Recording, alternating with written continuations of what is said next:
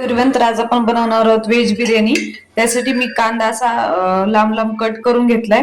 त्यानंतर इथे घेतले कढई, त्यामध्ये थोडस तेल टाकून घेऊ आणि कांदा छान फ्राय करून घेऊ पूर्ण लाल होईपर्यंत. अशा प्रकारे कांदा पूर्ण टाकून फ्राय करून घेऊ.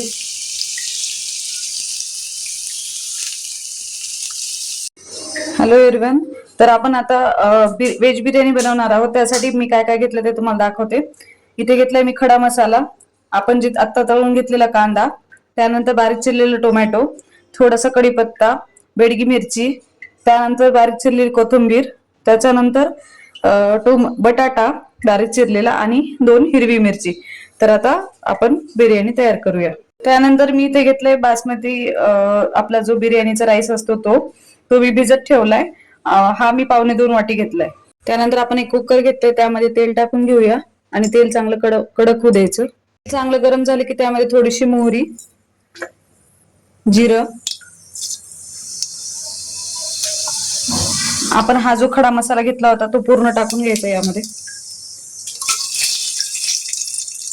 नंतर बेडगी मिरची, कढीपत्ता, नंतर आपण ह्या जे 2 हिरवी मिरची घेतली होती ते टाकायचं, बटाटे, त्यानंतर बारीक चिरलेला टोमॅटो. तुमच्याकडे जेवढे व्हेजिटेबल्स असतील तेवढे टाका, बिर्याणी खूप छान होते. त्यानंतर माझ्याकडे सोया आहे, तो मी टाकते, सोया चंक्स. छान प्रकारे याला हलवून घ्यायचं. नंतर हा तळलेला कांदा टाकून घ्यायचा. तुम्ही नंतर पण टाकू शकता आणि आत्ताही टाकू शकता.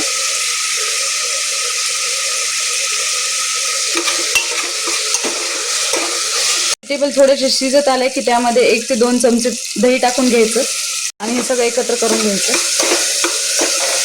त्यानंतर त्यामध्ये अर्धा चमचा हळद, तुमच्या चवीनुसार, मी इथं 2 चमचे लाल तिखट टाकतेय, बिर्याणी मसाला, त्यानंतर थोडीशी कोथिंबीर, हे सगळं एकत्र करून घ्यायचं. भाज्या सगळ्या थोड्याशा शिजल्यानंतर आपण अर्धा मसाला काढून घेऊया. प्रकारे मी अर्धा मसाला ठेवला आणि अर्धा मसाला काढून घेतला. त्यानंतर आपण त्याच्यामध्ये तांदूळ टाकून घेऊ. अर्धे तांदूळ टाकायचे, पूर्ण नाही. नंतर त्यावर परत हा अर्धा काढलेला मसाला टाकून घ्यायचा.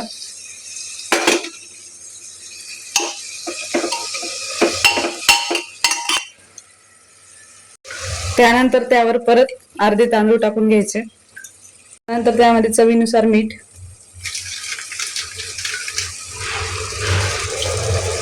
त्यानंतर ज्या वाटीने मी मोजून तांदूळ घेतले होते, 1 वाटीला 1.5 वाटी पाणी घ्यायचं आणि अशा प्रकारे सगळीकडे हे पाणी टाकून घ्यायचं.